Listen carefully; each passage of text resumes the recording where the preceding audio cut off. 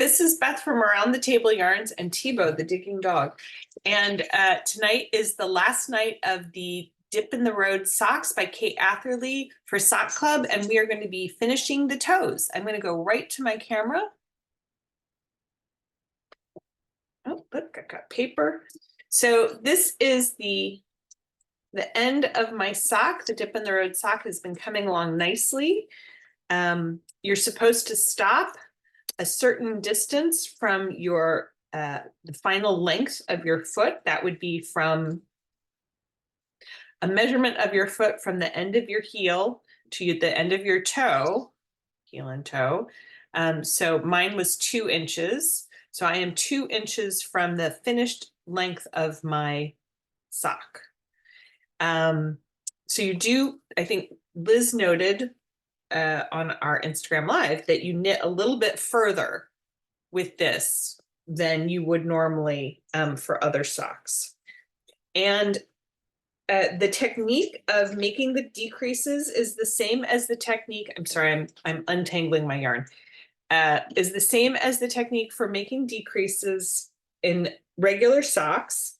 But what happens instead of making, so normally when we're making the top of our sock,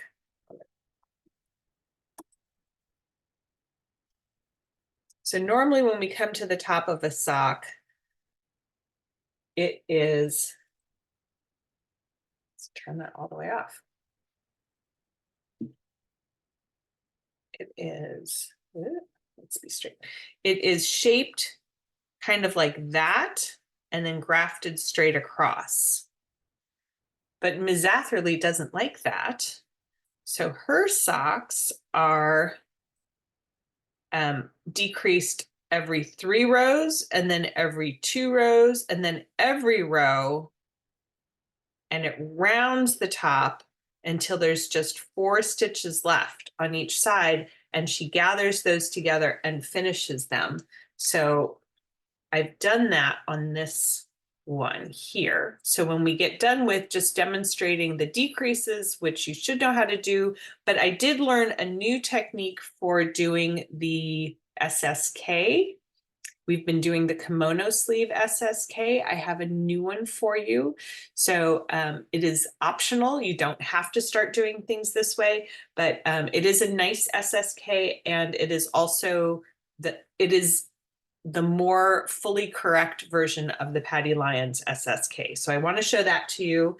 And I want to talk briefly about the instructions on the pattern on the toe, because they're not 100% crystal clear to everybody, or if they're not 100% crystal clear to everybody, I want to make sure. Now, the toe, the pattern is a paid pattern for Kate Atherley. We did have permission from her to talk about her pattern on video, but I'm not showing the pattern because of the video. So I'm just going to describe that the toe begins at the beginning of the round, and the beginning of the round is and I don't have my beginning of round marker, so I can set that in. The beginning of the round is the middle of the heel side of the sock. Okay, so this is my beginning of round. So when the first instruction for the toe says to decrease 3 stitches before the end, this is where you are decreasing with a knit 2 together. And then you're turning and doing the instep side, the top of the foot, with an SSK here and a knit 2 together here with 1 stitch on either end for a selvage. And then you'll turn back to the back side and you'll complete the round here. And then the beginning of, and again, my beginning of round marker should be, oh, look, wait, there it is. I had it there the whole time. Okay, so we have a beginning of round marker. So when you get back to here, you're at the beginning of the round. So then your next round starts here and you go all the way back around once, twice, 3 times before the next decrease. And then once, twice before the next decrease here. And then again, twice before the next decrease. And then each one will be with 1 round in between. And then you'll do it every round. So That's what creates that nice shaping. Is that as clear as mud? So, of course, my sock is not in the right place. And my yarn is tangled. And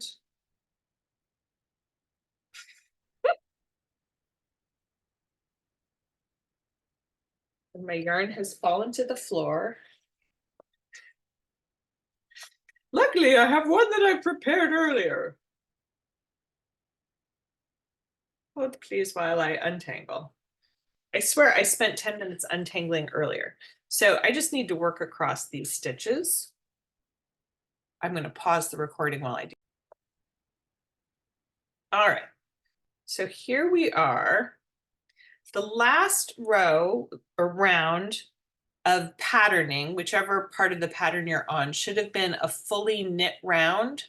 So you can see there's my garter ridge from the last round of patterning in my ridge. And then this is a fully knit around round. So just to be clear, you should have finished the pattern with just a plain knit round. So as you start your new round, you're going to come to the last 3 stitches and then knit 2 together, knit 1. So this is the last 2 stitches of the heel side.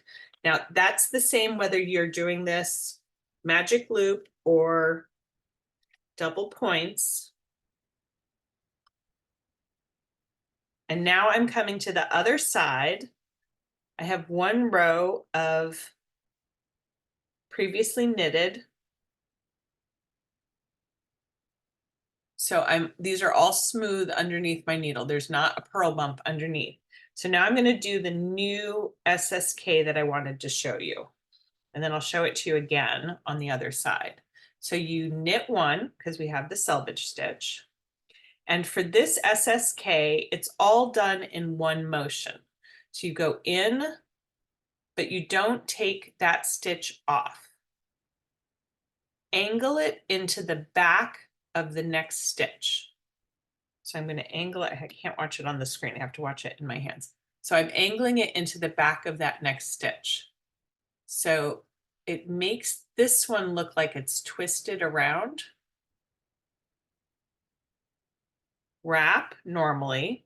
Now I pull the right needle away from the left needle and I hold my working yarn pretty firmly so that when I turn, I'll let it come into focus. Oh, come into focus. Whoop. So when I turn and I lost it.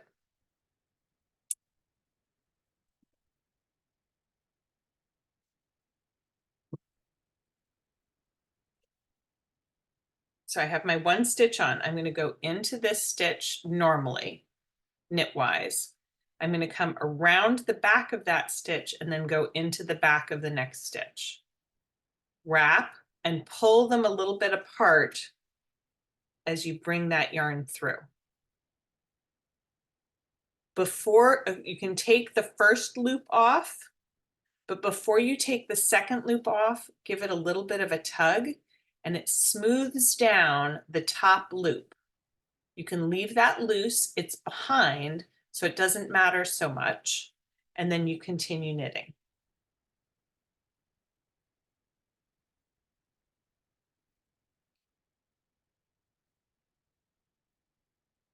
So that's what it looks like. And it does make a very nice left-leaning decrease. I'm not sure if I love it more than the kimono sleeve one, but I committed myself to doing it for the top of this sock, so I'm committed. So then you work again across the instep of the stitch to the last 3 stitches.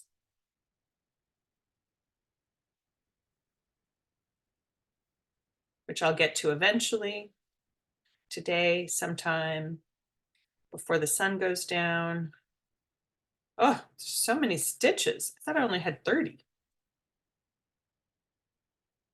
Feels like a million. All right, here we go. One more. So then you're back to a knit two together. Knit one. I'm going back to the heel side, the bottom, the sole side of my sock. And I'm going to do that SSK one more time to show you all. So I'm knit the first stitch normally. That's my selvage stitch. Go in, pivot the needle tip into the back of the next stitch. So I went into the front of the first stitch. I'm going into the back of the second stitch without removing it. And I'm bringing that right out. Like that. And then you give just the littlest, so then when you drop your left needle tip out of the first loop, you can give a little tug to the second loop, and that brings that stitch back to a great size. And then you continue to the end of the round. And again, the end of the round is the marker in the middle of your sole side of the sock. So so at first I was like, oh, you don't need the marker anymore, but you really do. And I actually recommend putting it exactly in the middle of your sock to keep track of your rows, because as you're doing these decreases, counting here lets you know which row that you're on. So for example, in the first row of the toe, there's a decrease round.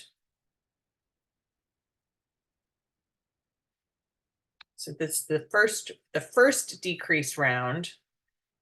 And that's going to subtract off of each side. It's going to subtract 2 stitches off of each side of your sock. So 4 stitches total. So if, for example, you had 30 stitches, you would have 28 at the end of the first decrease round. And then there's 3 rounds even.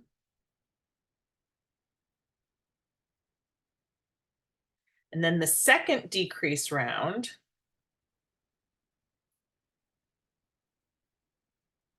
is again -4 total, but that would leave me with 26 here. So if I'm looking at that halfway point, then I would see 14 stitches at my halfway point. I would see 13 stitches at my halfway point. In other words, if this were in the middle when I started, this is the number I can count to see which row I'm on. And then there's 2 rounds even. And then the third decrease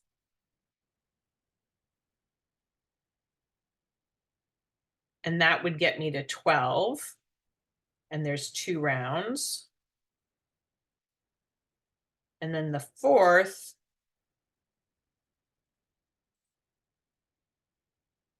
and then there's 1 round. And that happens 3 more times. So 5th, 6th, there's 1 round.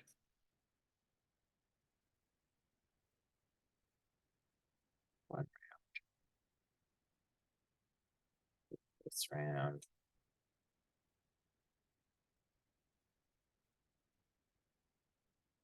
So that's 2, 11, 10, 9.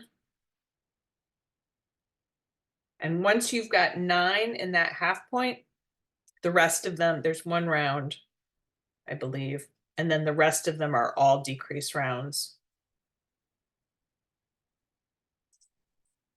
until you get to 2 in the half in that section, because there's going to be 8 stitches total. So there'll be 2 on each side when you get to the end. If you look here at the stitches to tell which round you've done your decrease on, look for the double stitch. So here you can see the double stitch under my thumbnail. There are 2 stitches forming 1 here. So those are the 2 stitches from the round below. This is the stitch that I made when I knitted those 2 stitches together. And then 1, 2, 3, and then there's a decrease round again. You can see that there. And then 1, 2, decrease round, 1, 2, decrease round, 1, 2, 1, 2, and so on. So you should be able to count out your rounds and see them. But if you keep track of the stitches on the right-hand side of the marker as you're doing the rounds, you should be able to keep track of which round you're on or where you are in it. So break your yarn when you get to the last 8 stitches. So here, just as a visual, when I got to this point, I'm at the halfway point in, actually, I think I'm at the beginning of the row. Oh, they're all twisted. So twisted. There we go. So I'm at the halfway point. I have 2 stitches left on the right-hand side of my marker, but I have 8 stitches total. I've broken my yarn. I'm going to thread it onto a tapestry needle. And I don't know if you ever struggle with this, but I took a mending class this weekend, and the mending class teacher said, take your tapestry needle and fold the yarn over the hook, take the hook out, pinch it between your fingers, and turn it. Sorry, fold the yarn over the narrow part of the eye and pinch it, and then turn it to the wide part of the eye and push it down to thread fuzzy yarn into a tapestry needle. And I thought that was a nice description of how to do it. Now I've still got this on the needle here, so I'm just going to thread my tapestry needle through the next 2 stitches while it's on my knitting needles. I'm going to turn and thread it from this end through these 4 stitches. So I'm kind of wiggling it in there. You can pull a little bit. It might be easier if I got my needles out of there.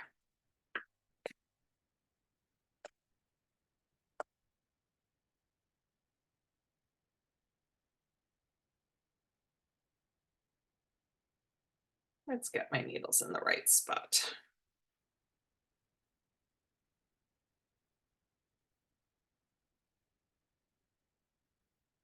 Okay.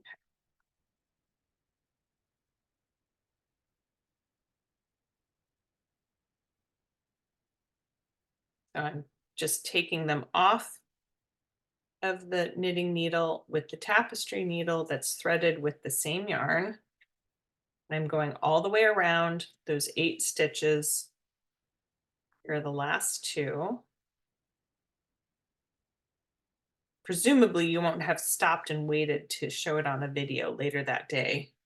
When you get to this point, you'll just be at this point. Okay, so all of my stitches are threaded onto the needle, and I'm just going to pull it closed like that.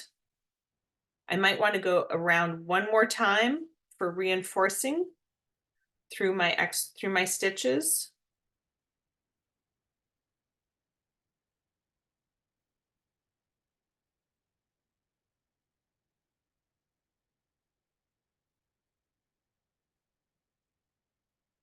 And then I like to go straight in the middle. So I'm putting my hand in. I have that little kiss at the top. I want to put my darning needle and grab it with my fingers so it doesn't go through my sock.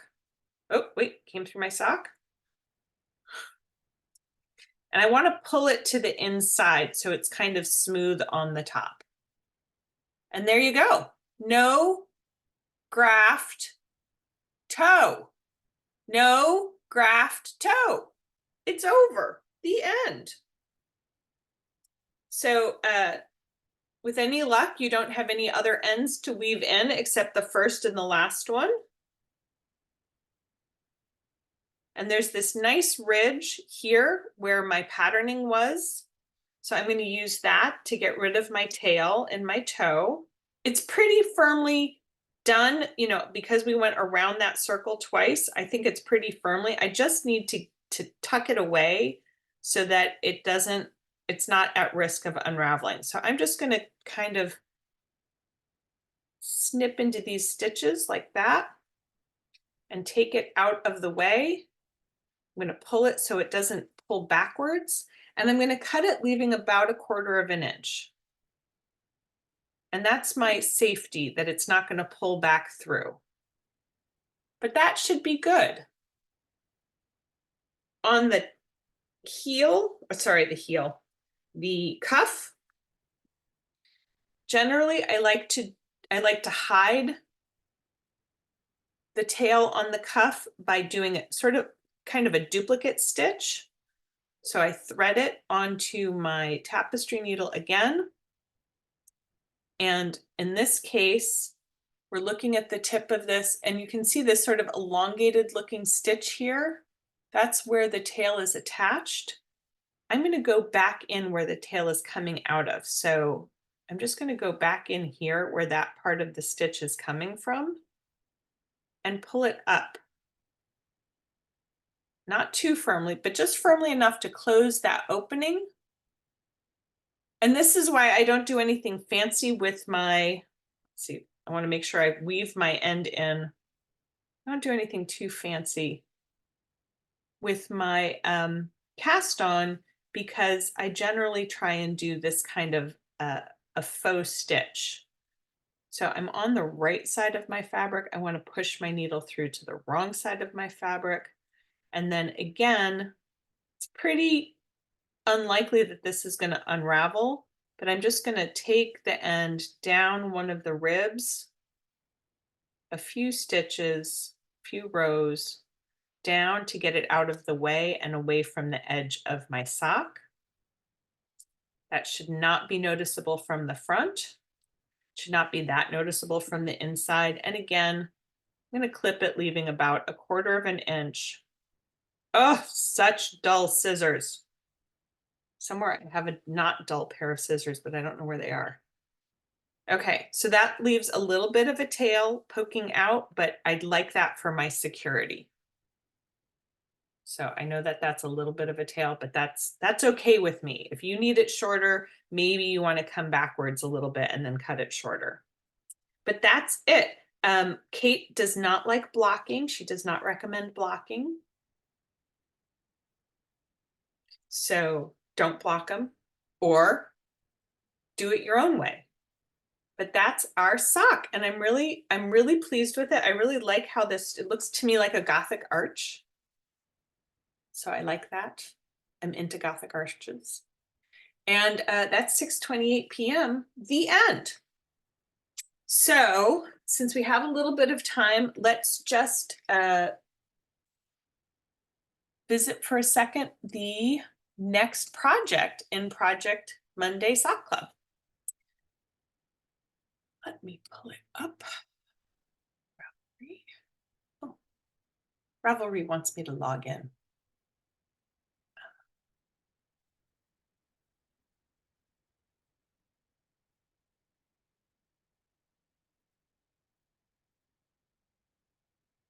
Okay.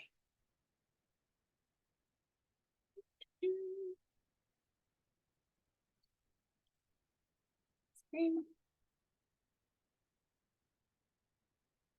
Okay, you should see my screen with the Wandering Lost sock. Everybody see the Wandering Lost sock? Yes, I see nodding. Okay, so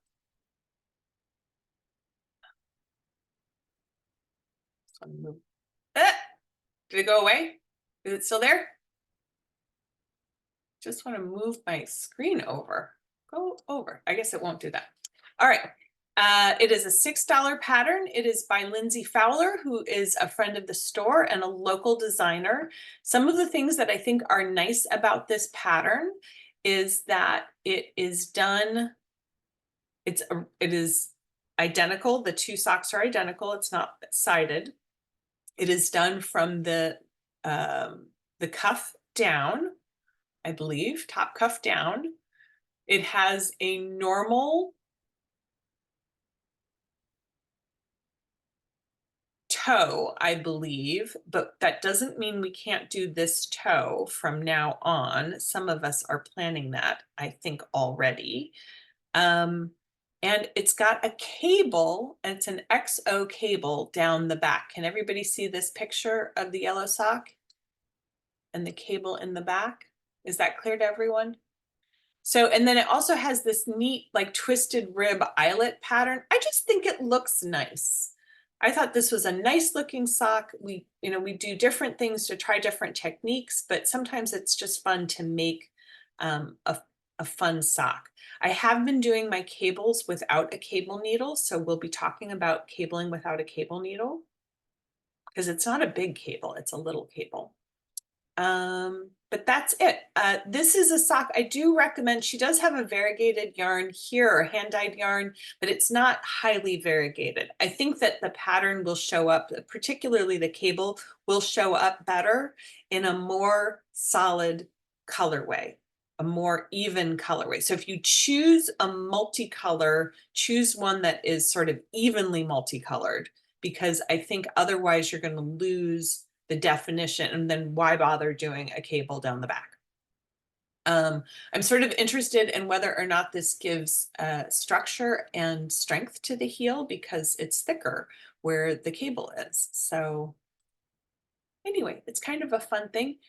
You can do it as a short sock as well as doing it as a long sock. I again will be cutting it into 4 sections of the cast on and the setting up of the pattern, doing the heel shaping and the pickup, and then going to the toe for the last session. That first session will be on July 1st, which is a Monday, 10 o'clock in the store and 6 o'clock on Zoom. Any questions? I'm taking questions. No question. Oh, look, you're all shaking your heads. Okay. So that's it for me. The video will be up shortly if you need it. And otherwise, I hope I see you all in the store sometime soon. I hope you're having a great, lovely day and go enjoy the lovely weather. Bye, guys.